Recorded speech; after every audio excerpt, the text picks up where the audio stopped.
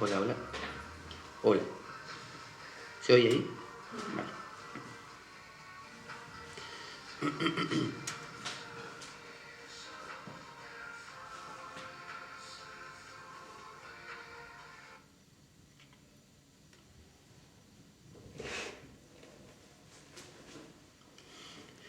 Vamos a comenzar nuestro programa aquí en la Biblioteca Pública del Fontán, aquí en Oviedo.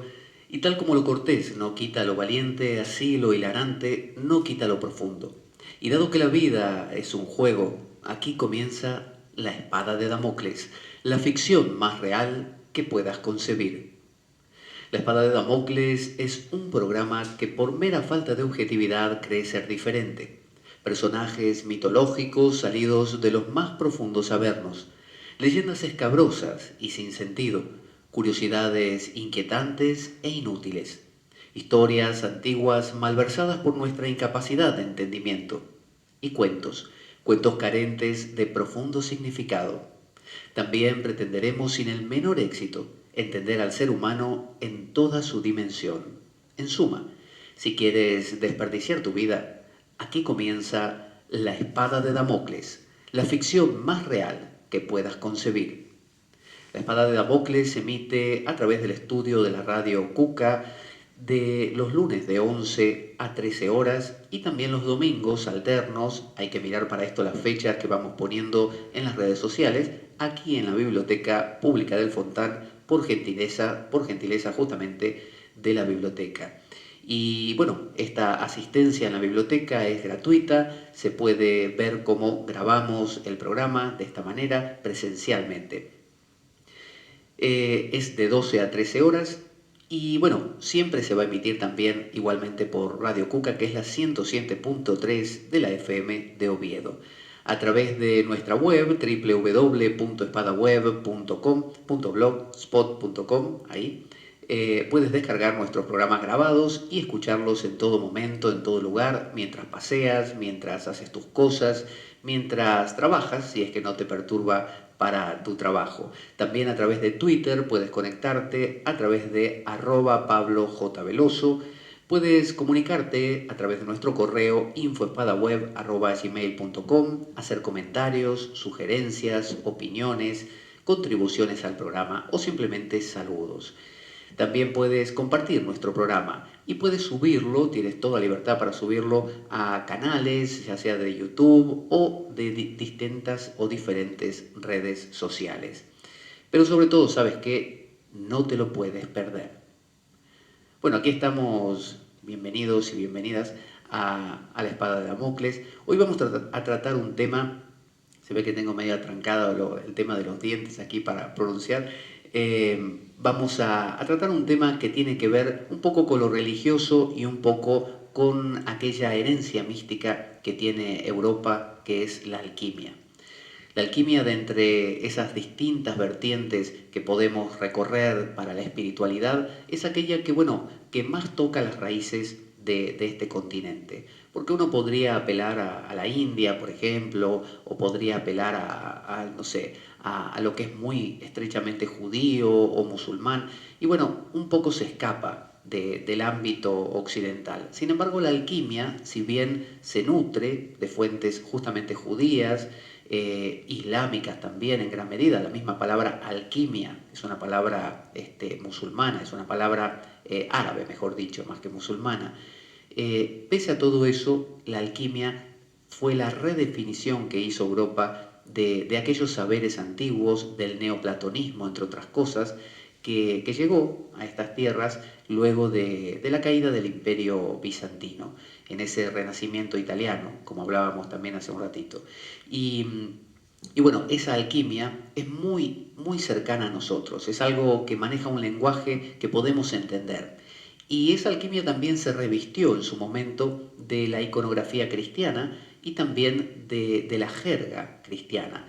Redefinió muchas de las imágenes, de los conceptos, como por ejemplo el Espíritu Santo, Jesús, Dios, y los tradujo al lenguaje alquímico, es decir, se revistió de ello.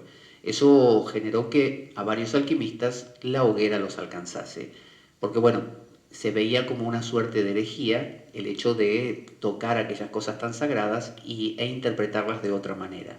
Pero bueno, vivimos en unos tiempos actualmente que quizás uno de los permisos que podemos darnos es hablar de estas cosas sin que, bueno, nos ejecuten instantáneamente. Quizás nos podrán ejecutar de otras maneras más lentas y quizás un poco dolorosas también, pero no ya tan repentinas como antiguamente. Vamos a hablar hoy del paralelo que hay entre el Génesis bíblico, ¿se acuerdan toda esta historia de cómo Dios en los 7 días, o sea 6 días y uno para descansar, por eso los judíos descansan los sábados, que es el Sabbat, el día sagrado, el día que Dios descansó de la creación, mientras que los cristianos descansan los domingos, quizás para marcar una diferencia y decir no somos iguales que los judíos. Pero bueno, 6 días y un día de descanso, esa es la historia bíblica. Así que lo que vamos a hacer es recorrer un poco esa historia bíblica y ver cómo la alquimia interpreta esto. Uno puede preguntarse, bueno, ¿para qué? ¿Para qué vamos a hacer esto?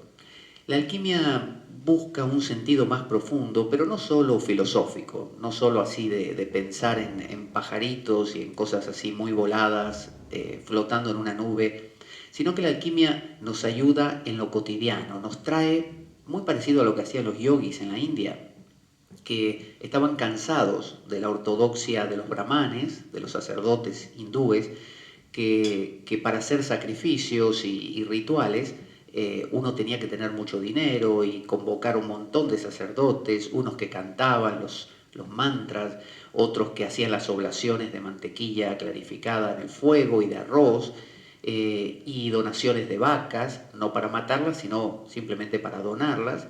Entonces era todo muy engorroso, muy costoso, muy barroco, muy parecido a lo que encontró Lutero con el mundo católico de su época y generó ese rechazo, muy parecido a lo que Buda encontró con el brahmanismo de su época también y generó también una manera diferente de enfocar las cosas. Normalmente los renovadores lo que suelen hacer es quitar eso barroco, quitar demasiado aditamento externo y centrarse más en lo interno. Entonces, por ejemplo, los yogis de la India dijeron, estamos cansados de tener que, para cada cosa, lo que sería equivalente aquí a un bautizo, a la comunión, al casamiento, a la extrema unción, a todo eso, estamos cansados de tener que convocar mucho sacerdote, mucho protocolo, mucho dinero, mucho oropel. Queremos algo simple, queremos algo accesible que uno lo pueda practicar en cualquier lado. Entonces, lo que se produjo en la época de la India fue gente que se retiraba ahora a los bosques y en esos bosques o selva encontraba una manera interior de practicar. Entonces hacían respiraciones, hacían visualizaciones y todo ese macrocosmos, todo ese mundo externo, ahora lo traían a su interior. El yogi encontraba dentro de sí el fuego del sacrificio, los dioses y hacía las mismas cosas pero internamente. ¿Qué se ganaba con esto? Simplicidad. La alquimia hace lo mismo. La alquimia, en lugar de quedarse con una forma externa de ver las cosas, lo trae al interior. Entonces, el Génesis bíblico todo lo entendemos como algo anecdótico. A todos nos parece que, bueno, es muy entretenido, qué divertido que Dios dijo, sepárense las aguas de arriba de las aguas de abajo. ¿Qué serán las aguas de arriba y las aguas de abajo? ¿Quién escuchó alguna vez de las aguas de arriba y las aguas de abajo? ¿Qué será la lluvia? Entonces, hay un entendimiento del Génesis como si fuera un cuento de niños y nadie se lo toma en serio. De la misma manera que no nos tomamos en serio un gran pez comiéndose a Jonás. Y no nos tomamos en serio muchas otras cosas y lo vemos entonces, lo descartamos como la historia de Papá Noel, ¿no? Como un relato que, bueno, es divertido escucharlo, es simpático, pero no pasa de ello, no pasa de ahí. Sin embargo, a ello le podemos dar una lectura más profunda, podemos entender que ya no se trata de un cuento de niños simplemente, sino que se trata de algo que nos toca profundamente. Así que, por si no recuerdan cómo es el Génesis, o sea, seguramente lo recuerdan por arriba, yo le voy a leer un fragmento de él, que es el que vamos a comparar con cómo lo entiende la alquimia. Así que vamos a hacer de cuenta que estamos en la iglesia, que yo soy una especie de sacerdote y les voy a leer un fragmento del Génesis. Dice, en el principio creó Dios el cielo y la tierra. La tierra era caos y confusión y oscuridad por encima del abismo, y un viento de Dios aleteaba por encima de las aguas. Dijo Dios, haya luz, y hubo luz. Vio Dios que la luz estaba bien, y apartó Dios la luz de la oscuridad. Y llamó a la luz Dios el día, y a la oscuridad la llamó noche, y atardeció y amaneció día primero. Dijo Dios, haya un firmamento por encima de las aguas que las aparte unas de otras. E hizo Dios el firmamento, y apartó las aguas de por debajo del firmamento de las aguas por encima del firmamento. Y así fue, y llamó Dios al firmamento cielo, y atardeció y amaneció segundo día. Dijo Dios, acumúlense las aguas de por debajo del firmamento en un solo conjunto, y déjese ver lo seco. Y así fue. Y llamó Dios a lo seco tierra, y al conjunto de las aguas lo llamó mar. Y vio Dios que estaba bien. Dijo Dios, produzca la tierra vegetación, hierbas que den semillas, y árboles frutales que den fruto según su especie, con su semilla dentro, sobre la tierra. Y así fue. Y así continúa el Génesis hasta el séptimo día, que es el día en que descansó, obviamente. Para los judíos, ya dijimos, es el día sábado. Así que vamos a buscarle a esto un sentido más profundo. No es que no lo tenga, sino que ahí solamente está el relato. Ahora vamos a ver la alquimia, esta ciencia europea, qué connotaciones le otorga a cada uno de esos versos.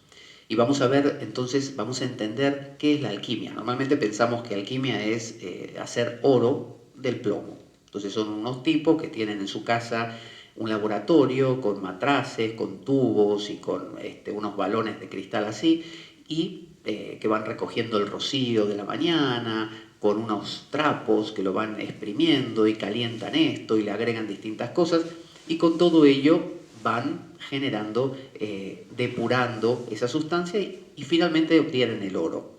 Bueno, eso es lo que se entiende por sopladores de botellas, normalmente. Soplador de botella es aquella persona que intenta hacer químicamente oro y nada más. Pero la alquimia tiene mucha más profundidad. Y dice así, vamos a ir comparando el verso del Génesis con la explicación alquímica. Primer verso, dice el Génesis, en un principio creó Dios los cielos y la tierra. Entonces dice la alquimia, el arte real.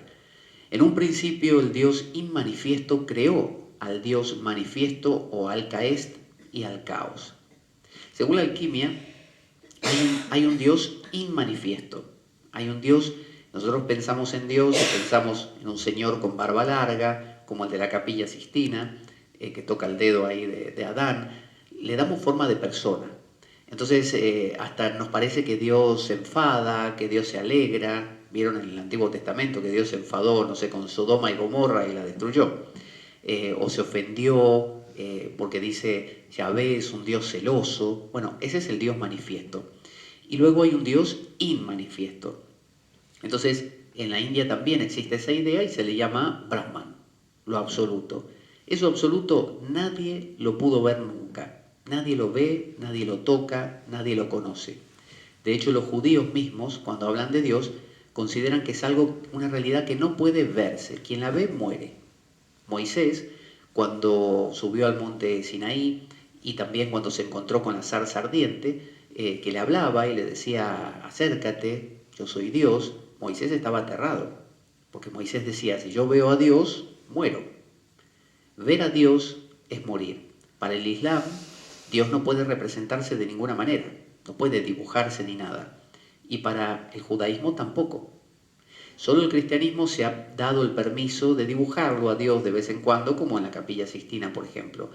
Eso nos ha jugado un poquito en contra porque nos hace en el fondo acabar creyendo que Dios es un hombre. Y hay mucha gente que se queja que dice, bueno, defendiendo ideas más feministas, ¿por qué Dios no es una mujer? ¿Por qué tiene que ser hombre? De hecho, no es ni hombre ni mujer, ¿no? Es como decía Meister Eckhart, dominico del 1400 por ahí, o 1500, decía la deidad, le decía a Dios. No le decía Dios, sino la deidad, como algo que no es ni masculino ni femenino. Entonces, para la alquimia, hay un algo que trasciende todas las cosas que nadie nunca va a poder llegar a entender, conocer, descubrir ni interpretar por qué hace cada cosa. Ese algo creó dos principios. Así como en la India está Purusha y Prakriti, lo masculino y lo femenino, o el yin y el yang de los chinos, ¿no? Que al yin y el yang lo trasciende el Tao. Bueno, de la misma manera, para la alquimia se crea dos principios, el Dios manifiesto y el caos. Al Dios manifiesto se le llama el Mercurio de los filósofos, o bien Alcaest. El Alcaest, ese es otro nombre, que le llaman a veces el rocío que desciende de ese Dios. Que para los hindúes, los yogis que meditan, es lo que representa Shiva en la coronilla de la cabeza, y el caos es Shakti, que está en la base de la columna. Entonces se crean dos principios, el Alcaest y el caos. El caos es como materia que no tiene conciencia. Y ese caos está formado para los alquimistas por sol y luna. Son dos principios que constantemente se entremezclan, y el sol representa la parte más voluntaria, ¿no? Cuando nosotros tenemos nuestro yo, nuestro ego, y decimos yo quiero esto, yo quiero lo otro, o fulano o fulana me dijo esto o lo otro y me ofendió, me molestó, no me gusta, ¿no? Ese orgullo, esa soberbia. Y la luna, que es más adaptable, porque la luna tiene fases, representa nuestra cualidad más emotiva, más adaptable y en algún sentido un poquito más sabia. Sin embargo, los alquimistas consideran que las dos, sol y luna, se entremezclan de tal manera que empiezan a formar costras. Costras muy duras, impenetrables, metálicas, mugrientas, sucias, oscuras, nauseabundas y pútridas. Dentro de esa costra se localiza una esencia llamada el mercurio coagulado. Así como Dios creó, el Dios inmanifiesto creó al Alcaest, que es el Dios manifiesto, y el caos, dentro del caos hay una semilla de ese Dios manifiesto que debe despertar. Y ese es todo el trabajo de la alquimia, intentar despertar el mercurio coagulado que vive dentro de las costras metálicas, impenetrables y cada vez más anquilosadas, que sería básicamente nuestra personalidad.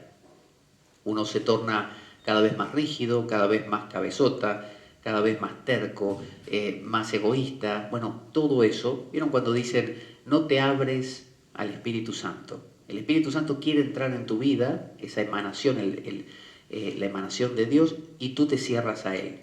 Bueno, ese cerrarse son las costras de sol y luna, cuando uno apuesta por las cosas que le dan simplemente placer. Entonces dice el segundo verso del Génesis, dice, la tierra estaba desordenada y vacía. El arte real, la alquimia lo interpreta así, la materia caótica estaba oscurecida y desconectada de lo divino. Para la alquimia ese verso lo que está diciendo es que ese sol y luna dentro nuestro está ajena a lo divino. Podemos actuar cotidianamente, trabajar, comprar, vender, reírnos, mirar una película, pero en el fondo estamos muertos, porque lo hacemos maquinalmente. Nos falta esa chispa divina, esa esencia que debe despertar. Sin ello, los cristianos dirían nacer otra vez, el segundo nacimiento, nacer en Cristo, dirían, bueno, es despertar otra vez, los hindúes dirían despertar Kundalini, la energía dormida en la base de la columna que tiene que despertar y subir por los famosos chakras. Bueno, eso si no despierta, uno es una persona más, que cumple lo que tiene que cumplir, que hace lo que debe hacer, y a veces puede ser muy buena persona, pero le falta algo, le falta esa trascendencia. Entonces dice, las tinieblas estaban sobre la faz del abismo, dice el Génesis. Y la alquimia dice, en el principio de la gran obra, así se llama todo el trabajo que hace la alquimia, el opus magnum, la gran obra, la densa oscuridad artificiosa aparentemente dominaba y se imponía sobre el poder del Alcaest, o Dios manifiesto, que yacía en el fondo de un abismo o espacio sin dimensión. Así parecía que la luz suprema no podía traspasar la impenetrable dureza del caos. La primera sensación que nos da cuando intentamos, en términos cristianos, abrirnos a Dios, es que no podemos. porque intentamos dejar que esa divinidad o trascendencia o espiritualidad entre, y normalmente estamos tan acostumbrados a nuestros automatismos que, no sé, nos dicen tal cosa y nos enfadamos, nos dicen tal otra y nos alegramos, es decir, somos casi un autómata y a nuestro pesar no respondemos como queremos, no podemos abrirnos verdaderamente, es como si uno quisiera amar a alguien y resulta que intenta pero no puede, lastima a la persona, por ejemplo. Entonces, esas son las duras costras, por eso dice, el Espíritu de Dios, no, aquí, las tinieblas estaban sobre la faz del abismo. Uno siente que todo es una tiniebla, uno no sabe por dónde encontrar el norte. Y parece que, por más que Dios esté ahí, a la puerta de nuestra casa, por alguna razón no puede entrar. Dice el Génesis, el Espíritu de Dios se movía sobre la faz de las aguas. En algunas versiones dice aleteaba. La alquimia dice, el alcaest, o Espíritu de Dios, se movía sobre la superficie de la materia endurecida. Es decir, ese rocío divino, ese mercurio que viene desde lo alto, desde el Dios manifiesto, o que viene desde Shiva, según los hindúes en la coronilla de la cabeza, que siempre desciende, está ahí, está dispuesto. Los hindúes dicen que hay dos canales llamados Ida y Pingala que recorren la columna, Sol y Luna, como dicen los alquimistas, y siempre vivimos en ellos, Sol y Luna. Estamos más tranquilos, Luna. Estamos más activos, Sol. Ellos, esos dos. Pero hay un canal central. La Cábala judía también lo tiene. Dicen que hay dos columnas, pero también la columna central. Entonces, aquí en la alquimia sucede lo mismo. Hay que conectarse con esa esencia que desciende constantemente sobre nosotros. Es como decir, el Espíritu Santo siempre derrama sus bendiciones sobre nosotros. ¿Qué pasa que no las recibimos? ¿Por qué estamos cerrados? ¿Por qué no le abrimos la puerta? Entonces dice el Génesis, la tierra o materia, no, perdón, y Dios dijo sea la luz y fue la luz. Y la alquimia dice, la tierra o materia estaba formada por una masa oscurecida y caótica, que sin embargo guardaba en su seno la inmanifestada omnisciencia divina. De pronto el alcaest se insufló o introdujo dentro de la materia y con ello lo espiritual o mercurio coagulado, dormido en la materia, despierta de su letargo y entonces se hace la luz. Todo el esfuerzo de la alquimia está en crear una fisura, lograr fisurar un poquito esa costra dura, metálica, para que entre, aquí le llaman el alcaest. Si fuera en términos cristianos diríamos el Espíritu Santo. Si dijéramos en la India, diríamos lograr destapar el canal central llamado Sushumna para que pueda descender ese néctar del Sahasrara chakra, del chakra del loto de los 1000 pétalos y nutrir al ser individual. Dice el Génesis, y llamó Dios a la luz día y a las tinieblas noche. Dice la alquimia, llamó Dios a la luz alcaest y caos a la oscuridad. A veces hace falta crear estas diferencias, porque si no confundimos. Uno dice, en términos cristianos, uno podría decir, pero yo vivo una vida buenísima, yo doy caridad, soy bueno, trato bien a la gente, yo soy espiritual. Pero verdaderamente ser espiritual es abrirse, ¿no? Como decía San Juan de la Cruz, atravesar la noche oscura del alma, subir ese monte Carmelo que él decía implicaba la subida al monte Carmelo, vaciarse de todo, vaciarse. Él decía, para subir al monte Carmelo, nada, nada, nada y más nada, ¿no? Vaciarse de todo. Entonces vaciarse de todo es vaciarse aún, dicen los hindúes que hay que romper 3 nudos. Uno de los nudos es el nudo de la pasión. Entonces uno dice, bueno, está bien, lo entiendo, el nudo de la pasión, claro, porque yo me pongo nervioso por las cosas, me pongo un poco, me enfurezco, me enfado, lo que fuera, perfecto. Eso hay que romper esa dificultad. Luego está el nudo del corazón, de la estabilidad, el nudo de conservar las cosas. Bueno, lo entiendo también porque si yo soy muy conservador y me gusta hacer las mismas cosas siempre, nunca cambio. Pero también hay un último nudo, que está en el entrecejo, que es el nudo de la pureza. Y uno dice, ¿cómo romper el nudo de la pureza? Sí, dar caridad, ayudar al otro, ser simpático, ser bueno, muchas veces es una mera pose. es algo aprendido.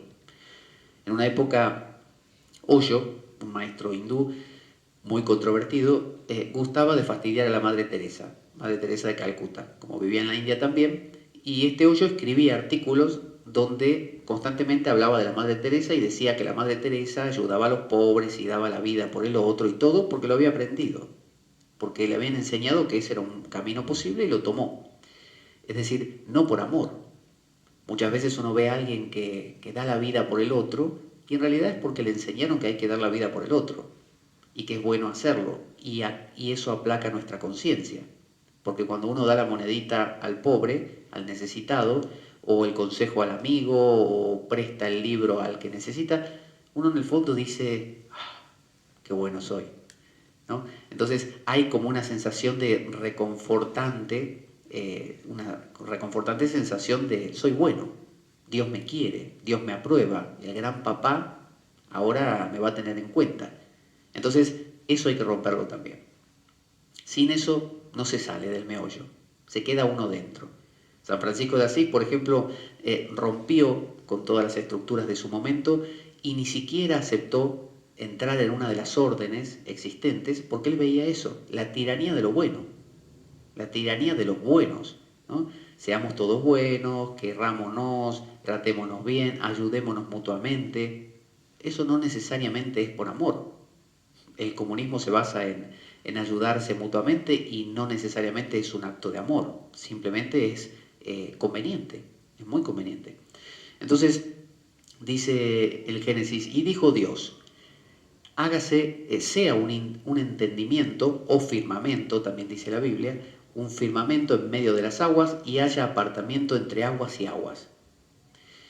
Por orden del Altísimo, dice la alquimia, inmanifestado, se estableció un principio ordenador, o alcaest, o Dios manifiesto. Con su luz enaltecida, traspasó las cortezas metálicas pestilentes y oscurecidas de la materia y con su radiancia separó las aguas turbias o no evolucionadas de la esencia o aletargado mercurio coagulado, que yace inerte dentro del hombre y mujer profanos. Es decir, que inicialmente ese mercurio coagulado, esa chispa divina, estaba mezclada con el caos.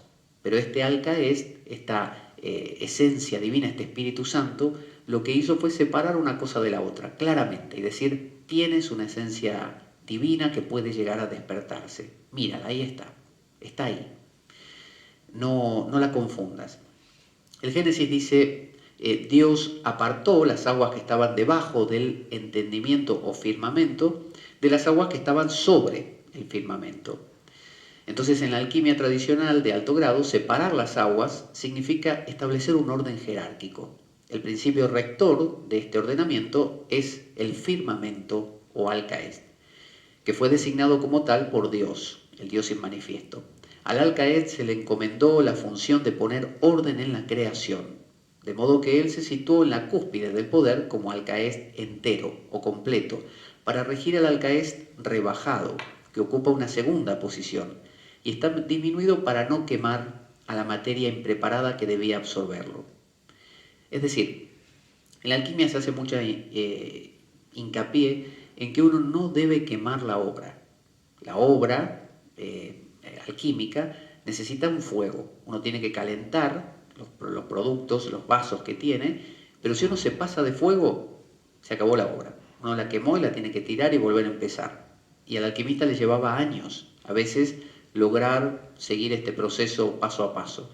Entonces tenía que comenzar de nuevo. Pero si se le apagaba el fuego, también se le arruinaba. Entonces se necesita mesura, templanza, temperancia, un punto medio. Ni mucho, manótropo, ni mucho, ni demasiado poco. Entonces, en el yoga pasa lo mismo. El yogi, si desde el primer día se pone a hacer ejercicios respiratorios de pranayama, a contener la respiración, a visualizar que el prana entra por el sushumna, por el canal central y aprieta los esfínteres para ayudar a que levante el prana y todo a lo bestia, o sea, pasa de nada a mucho, bueno, lo que logra es que como no está destapado el canal central, esa energía que intenta hacer subir se escapa por otros laterales y acaba dañando al cuerpo y a la mente del practicante. Y tenemos a la persona que después es neurótica, paranoica, fóbica, porque justamente su energía la mal distribuyó, la mal condujo. Entonces, en la alquimia pasa lo mismo. Hay un alcaest rebajado. Es decir, tiene que ser de a poco. No vale que entre el alcaest a lo bruto y rompa toda la costra, porque moriría el mercurio también. Entonces, si nos queremos abrir, por así decirlo, al Espíritu Santo o a Dios, no podemos pretender que sea instantáneamente. Hay un cuento que he contado ya varias veces en las clases de un hombre que tenía un ombligo de oro. El tipo tenía un ombligo de oro, nació así. Y uno diría, bueno, qué bueno tener un ombligo de oro. Hoy en día muchas chicas se ponen un piercing en el ombligo, o un pendiente colgando del ombligo como símbolo así de belleza. Bueno, pero este hombre la pasaba mal. En el colegio se burlaban de él, se mofaban de él, así que tener un ombligo de oro era lo peor que le podía pasar en la vida. Y el tipo lo sufría. Sufrió toda su etapa de escuela. Después empezó a trabajar y también sus compañeros se burlaban de él. Entonces la pasaba mal. Y toda la noche le rezaba a Dios y le decía, Dios mío, por favor, que a la mañana siguiente este ombligo no esté, por favor, quiero no tener más este ombligo de oro. Y se dice que un día Dios, posiblemente hastiado de escucharlo rezar, una noche, mientras el hombre dormía, el hombre soñó que bajaba un ángel y con cuidado le desatornillaba el ombligo y lo dejaba sobre la mesita de noche.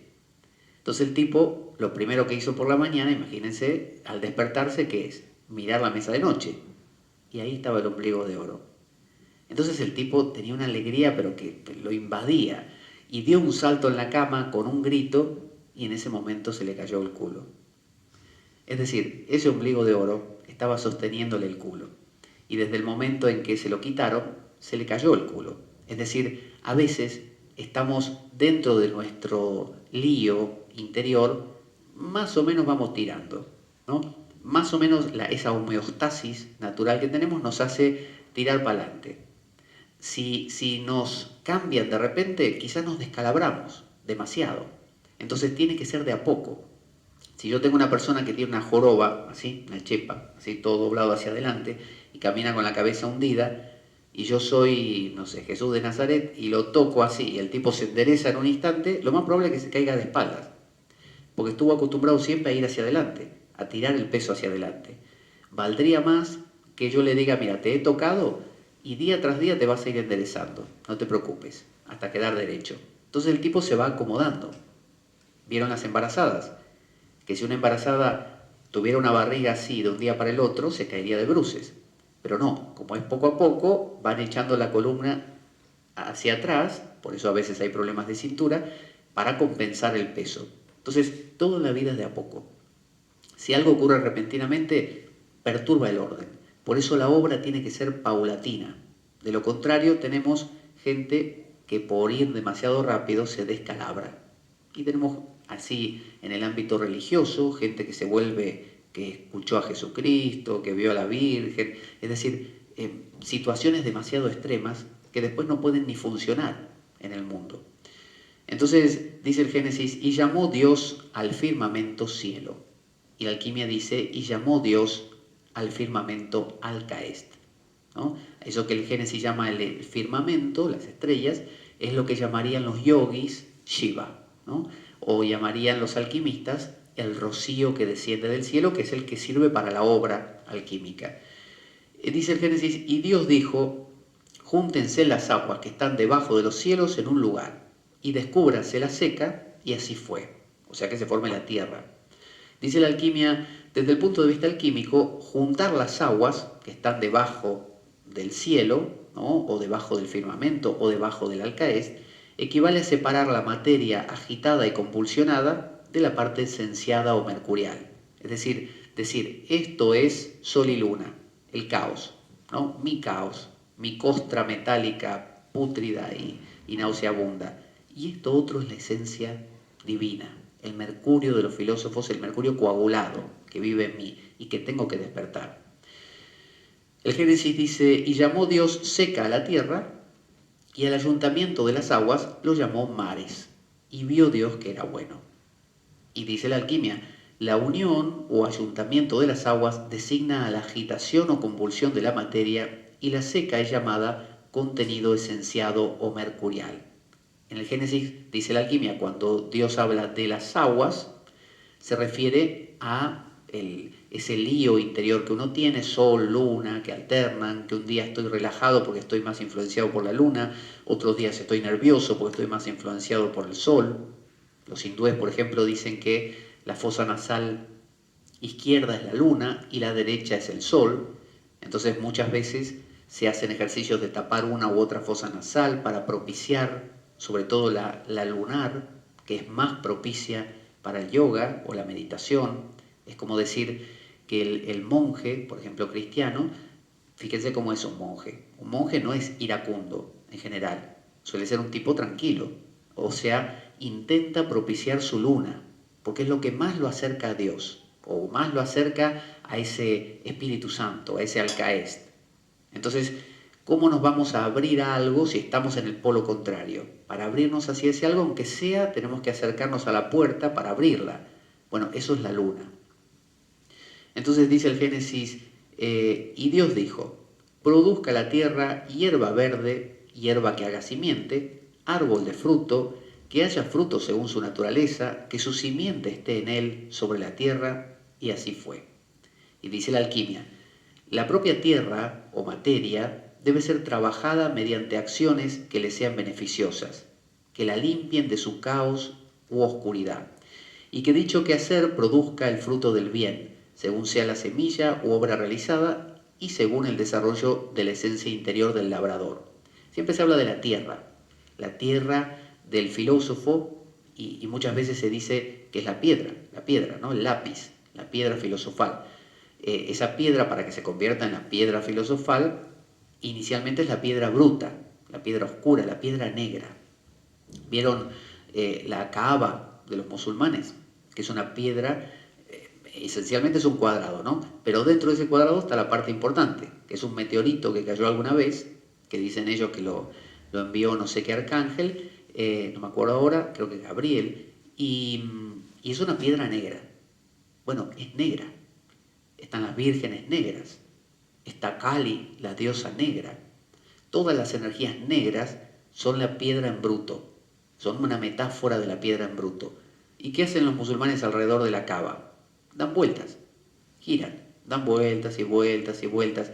Entonces se entiende que uno debe subir por el canal central, refinar, transformar esa piedra negra, porque uno, vieron que en la Biblia dice que la piedra, ahora no me acuerdo cómo se llama, la primera que se pone cuando se construye un edificio, antiguamente por lo menos, que era como la piedra base. Bueno, la piedra base que los constructores desecharon, dice, sobre esa piedra construiré mi iglesia, decía Jesús. Entonces, esa piedra, Pedro, ¿no? La piedra bruta, fíjense que Pedro, de por sí, como imagen, es un apóstol bruto. Él era el pescador, no era culto, no era Pablo, por ejemplo, era bruto. Y a él lo eligió como sucesor, es decir, sobre ti, Pedro, piedra, construiré mi iglesia. Entonces, esa piedra es la que nos sirve para la obra. ¿Y dónde se encuentra la piedra? Es esta. Aquí está, cada uno de nosotros. Nuestro cuerpo, nuestra mente, esas emociones que todos los días nos molestan o nos perturban, esos pensamientos que querríamos que no estén, eso es nuestra piedra. Ese es nuestro sol y luna, nuestra materia caótica. Pero dentro de ella está la simiente de lo puro, ¿no? Así como cuando uno ve alegría afuera, es porque en algún momento sintió alegría en su vida y por eso la reconoce. Cuando uno ve violencia afuera es porque tiene alguna violencia dentro y por eso se da cuenta. Eso es violencia, porque uno la compara con la propia. Entonces, de la misma manera, uno puede detectar esa pureza interior, ¿no? Porque la tiene. Es decir, uno puede captar a ese Espíritu Santo, sentir cuando está entrando, porque uno ya lo tiene dentro. Son como si fueran una especie de reencuentro de padre e hijo. Para la alquimia, ese mercurio coagulado dentro de la piedra es el Cristo. El Cristo, no Jesús de Nazaret, sino el Cristo. Vieron que el Cristo es un título, como uno diría el Buda. Buda no es Juan González, no. El Buda significa el despierto. Puedo ser yo, puede ser el otro, el de más allá o cualquiera de vosotros. Es decir, es un título, como quien alcanza la condición de gerente de la empresa. Puede ser cualquiera, mañana puede ser otro. Entonces, el Cristo es aquello que es el Hijo del Padre, es el Hijo del Dios Supremo, que tiene que ser despertado, tiene que ser irradiado por la energía de ese Espíritu Santo, de ese rocío que lo despierta y le dice, tú eres el Cristo. ¿Qué pasó cuando lo bautizaron en el Jordán? Bajó una paloma y una voz del cielo dijo, tú eres mi Hijo bien amado, y no me acuerdo qué más dice, pero como que ratifica que Él es divino, ¿no? Y que tiene una tarea. Entonces, ese Cristo, cuando lo vemos clavado en una cruz, en una imagen, en una estatua, está representando al mercurio coagulado clavado a la materia, clavado, ¿no?, con los clavos de las costras metálicas, nuestra personalidad, y ese Cristo tiene que resucitar. Y para resucitar tiene que morir, ser torturado primero, luego morir, luego descender a los infiernos, o sea, bajar a lo más oscuro y luego elevarse de nuevo al Padre. Entonces, ese es el proceso de la alquimia, es despertar la partícula crística divina dentro nuestro para que ascienda y trascienda y regrese a ese Padre. Pero no podría regresar si no tuviera algo de Él.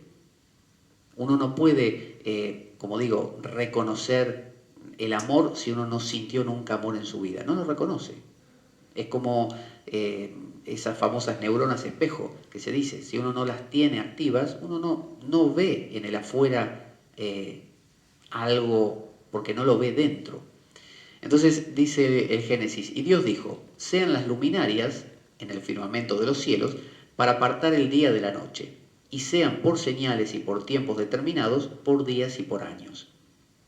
Entonces la alquimia dice, la misma mano que desde el origen diseñó los astros y la imantación de los siderio, cinceló en el hombre el astro que le sirve de guía y medición en su caminar. Es decir, así como hay un sol ahí arriba, hay un sol aquí dentro, que tiene que despertar. Un sol, un mercurio coagulado, un Cristo que necesita ser bautizado en el Jordán, que descienda el Espíritu Santo, que lo toque en esas gotitas de rocío mercurial del Alcaest, o el néctar de Shiva, y despierte, ¿no?, Kundalini, Cristo, o como uno le quiera decir. Dice, centro que ha de dar vida y movimiento a su pequeño cosmos. El hombre es un microcosmos.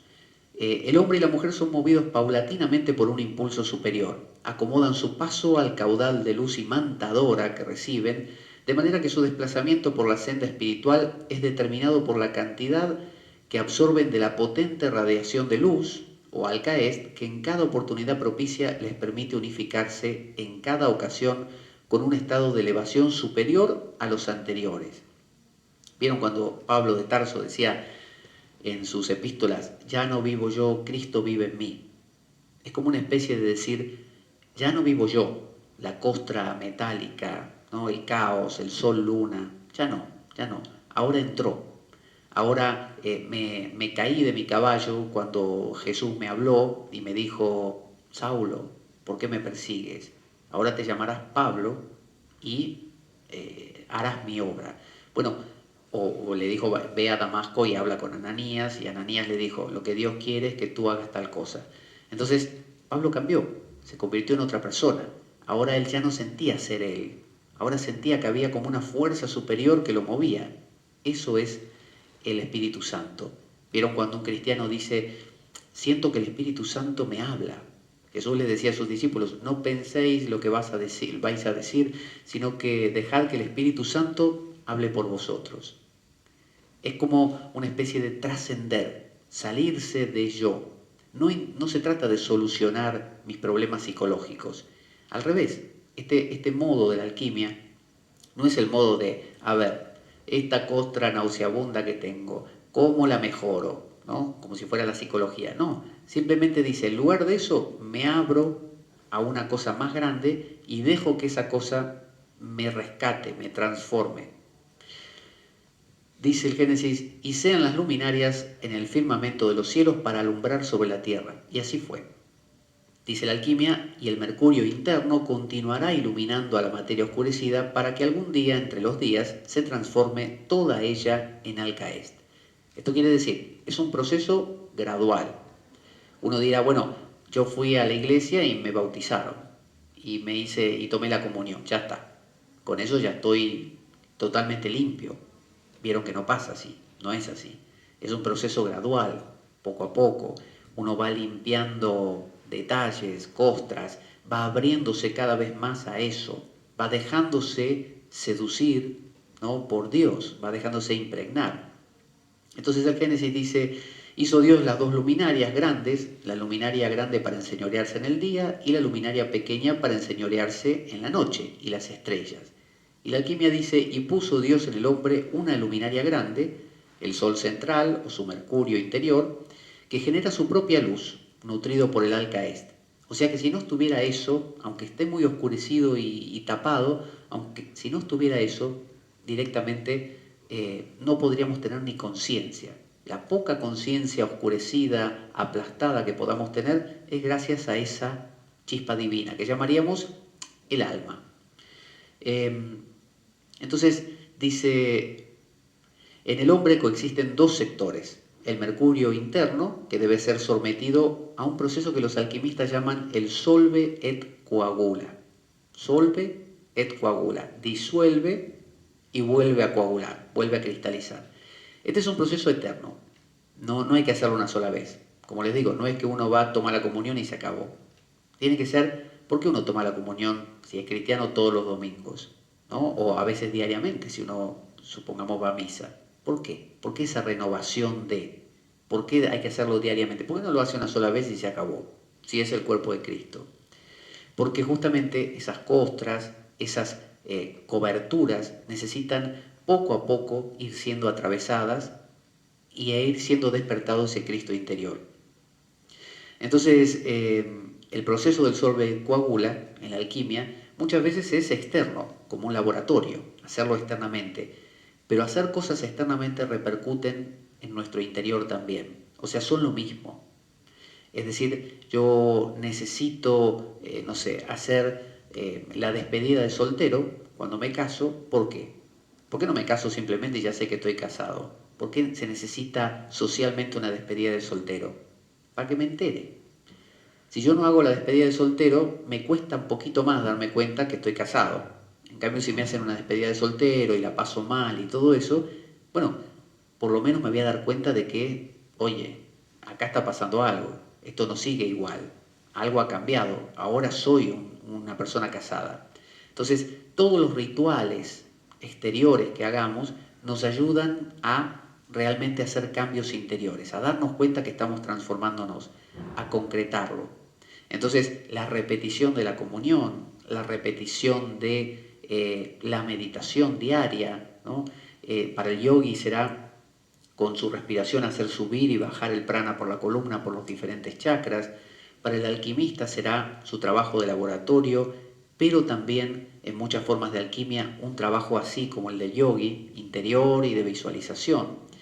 Ese proceso debe repetirse muchas veces. La piedra debe purificarse. Vieron que en el Cantar de los Cantares de la Biblia, la mujer que habla al principio de la historia dice, soy negra, el sol me ha quemado, y puede que no te guste, a ti, al amado. Y poco a poco tiene que purificar su rostro, volverse más blanca. De la misma manera, la esposa de Shiva originalmente era negra, y poco a poco se fue, Uma se llamaba, y poco a poco se fue volviendo más dorada y pasó a llamarse Gauri, que significa la dorada. Entonces nuestra piedra necesita limpiarse, purificarse. Y dice, y puso las Dios, a las luminarias, en el firmamento de los cielos para alumbrar sobre la tierra. Entonces dice la alquimia, Dios puso su sello en lo inconmensurable del cosmos, mediante la acción del alcaest, para que la vida en la tierra perdure.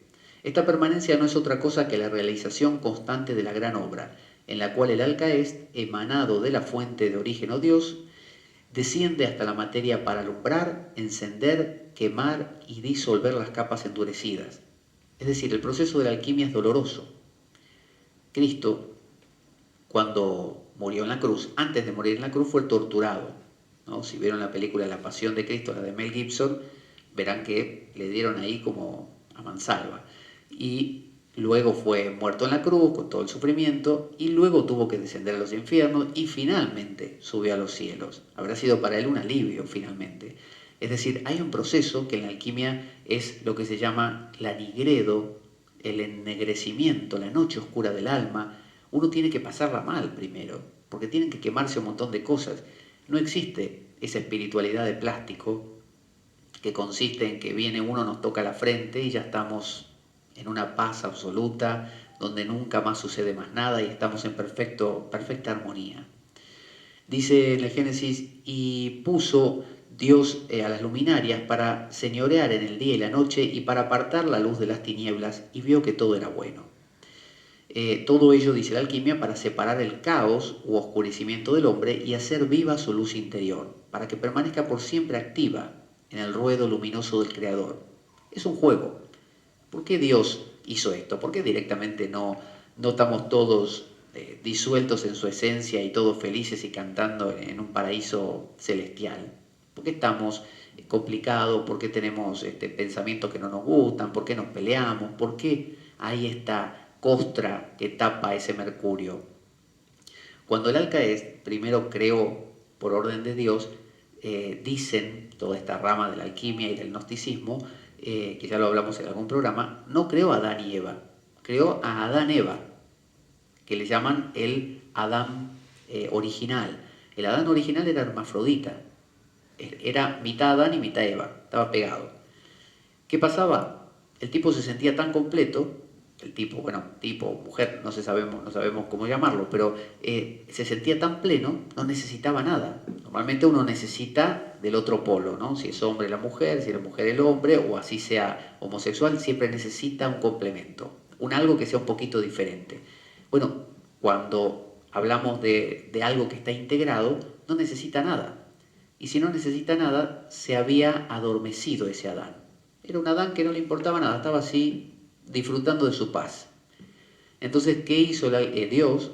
Le dijo al alcaest, que sería como el Espíritu Santo, le dijo, oye, mira, vuelve a crear todo porque así no va. Has creado un Adán que lo único que hace es dormir, ¿no? Pues está feliz.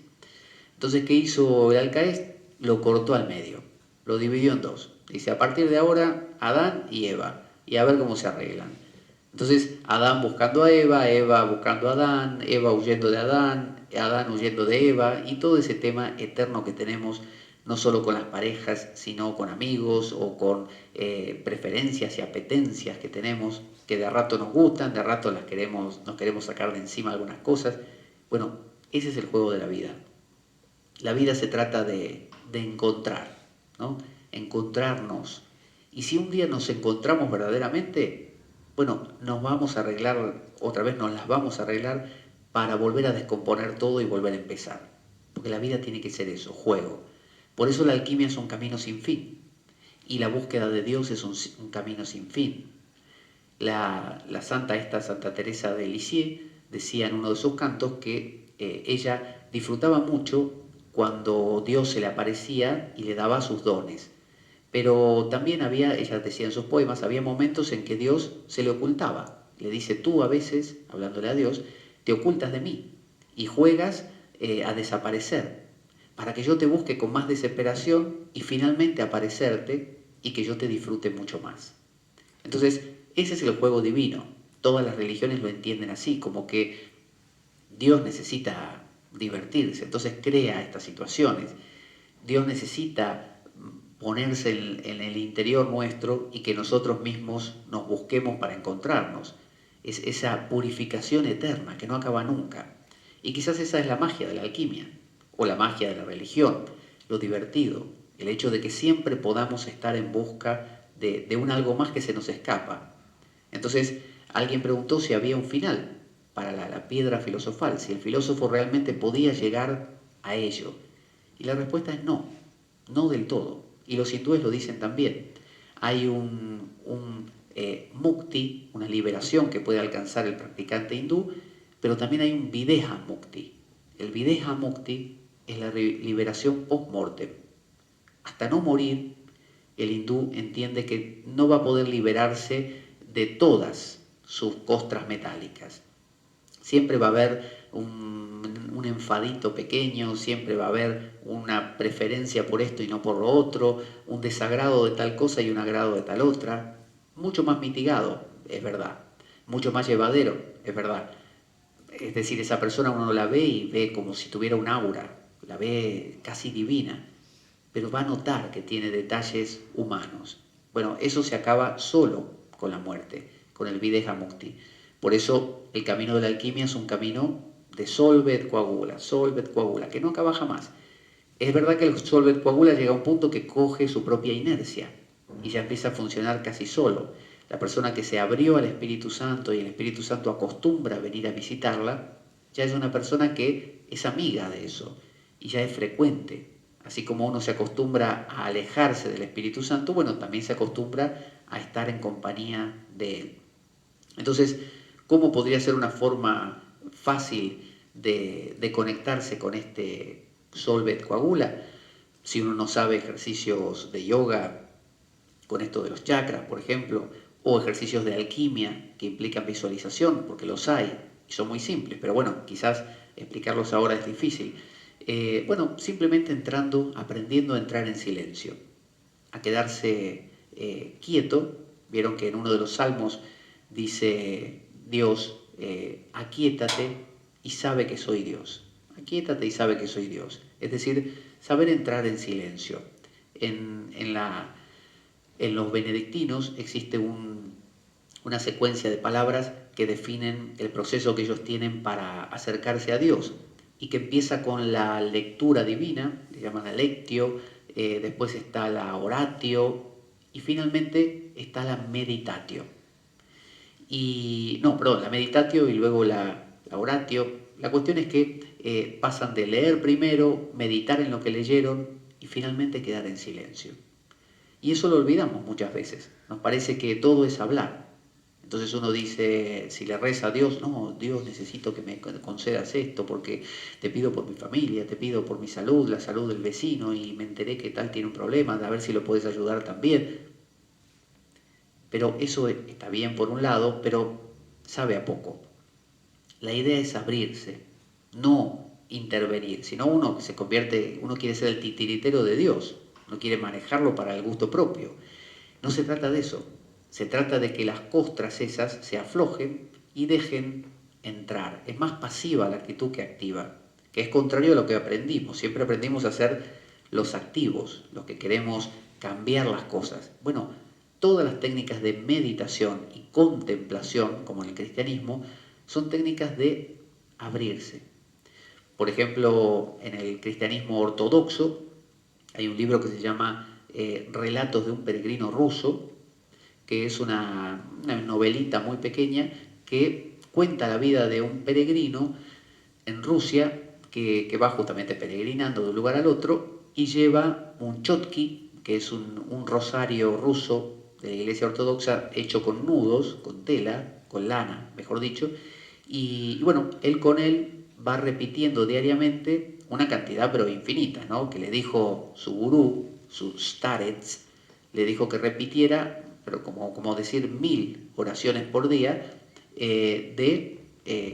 Christe eleison, Kyrie eleison, ¿no? Señor Jesucristo, ten piedad de mí, o Dios, ten piedad de mí. Entonces él lo repetía así. Y hay una versión en español que uno puede decir, Señor Jesucristo, ten piedad de mí, pecador, por ejemplo.